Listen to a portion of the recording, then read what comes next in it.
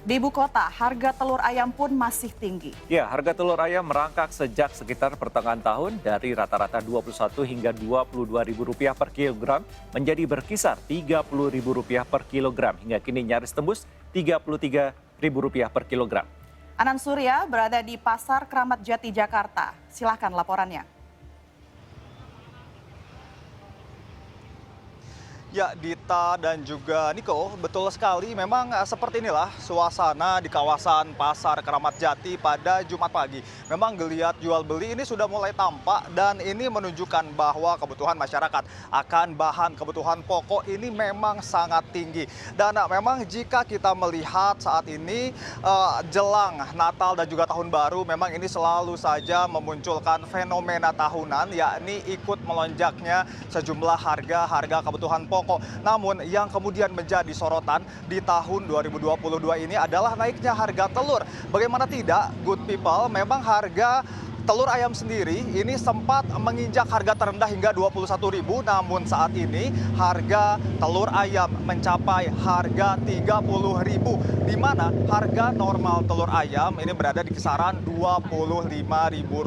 Dan memang tadi saya sempat berkeliling dan berbincang dengan sejumlah pedagang. Memang untuk harga telur ayam di Kramat Jati, jika kita hitung per butir itu bisa mencapai hingga Rp2.500, dan ini lebih mahal dibandingkan dengan harga telur bebek yang berada di kisaran Rp2.000 per butir. Namun kemudian karena suplai telur bebek juga tidak lebih banyak dari telur ayam, sehingga harga telur bebek atau telur bebek tidak bisa menjadi substitusi dari keberadaan telur ayam yang menjadi komoditi pokok untuk masyarakat. Lantas bagaimana nasib para supplier yang kemudian terombang-ambing dengan harga yang naik turun begitu cepat? Saya akan ajak Anda, good people, untuk berbincang dengan salah satu supplier di Kramat Jati. Kita ke samping kanan saya sudah ada Pak Budi. Selamat pagi, Pak Budi. Selamat pagi, Pak. Baik, Pak Budi. Pak Budi, ini dengan harga telur ayam yang selalu meningkat ini, untuk kondisi supplier sendiri secara umum seperti apa, Pak? Sepertinya ini kurang jalan, karena kan masyarakat itu daya belinya nggak mampu gitu, Pak. Karena kan penjualan dari kandang aja mencapaikan 500 lah ya. Jadi sampai konsumen yang pengecer itu minimal ya orang jual itu sampai 35 atau 32 gitu kan. Mungkin ada yang 35, ada yang 33 gitu kan, nggak merata. Jadi yang belinya tuh kerasa nggak mampu gitu. Baik, Pak. Ini kan berarti untuk harga tadi Bapak akui sempat di 28.300 dari pusat begitu.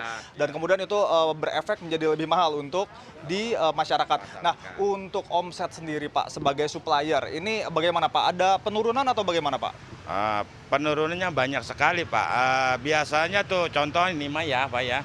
Contohnya dalam 10 peti sehari. Jadi jalannya itu contohnya itu paling jalan-jalan tuh 3 peti gitu. Ada aja yang beli. Biasa 10 ton contohnya. Paling ya 2 ton, 3 ton gitu dalam sehari. Jadi turunnya gratis sekali gitu, Pak. Tolong diperhatikan aja sih gitu. Baik. Jadi good people, tadi saya sebelumnya sempat berbincang dengan Pak Budi, di mana harga telur ini mengalami penurunan harian ya, Pak ya? Ya. Baik, jadi ketika supplier ini membeli harga di harga Rp28.000, kemudian tidak terjual di hari yang sama, maka akan mengalami penurunan di hari berikutnya, Pak?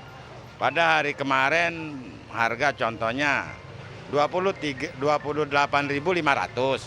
Dengan kan hari ini belum terjual udah turun 1.500 gitu kan per kilo gitu. Baik. Lantas harapan Bapak sekarang seperti apa, Pak, kepada pemerintah, Pak?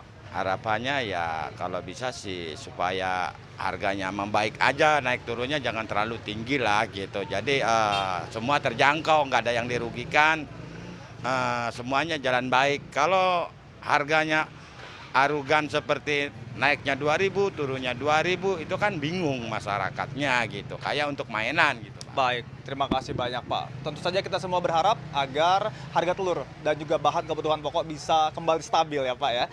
Baik. Ya, good people, memang seperti yang diakui oleh pemerintah, beberapa aspek yang kemudian menyebabkan naiknya harga telur diantaranya adalah harga pakan yang terus meningkat, kemudian kebutuhan masyarakat atau permintaan masyarakat terhadap telur ayam juga semakin meningkat. masyarakat.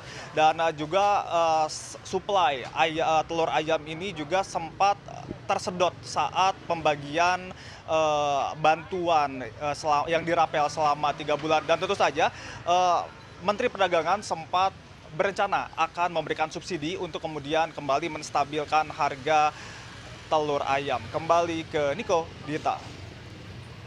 Baik, terima kasih Anan Surya laporannya dari Pasar Kramat Jati, Jakarta.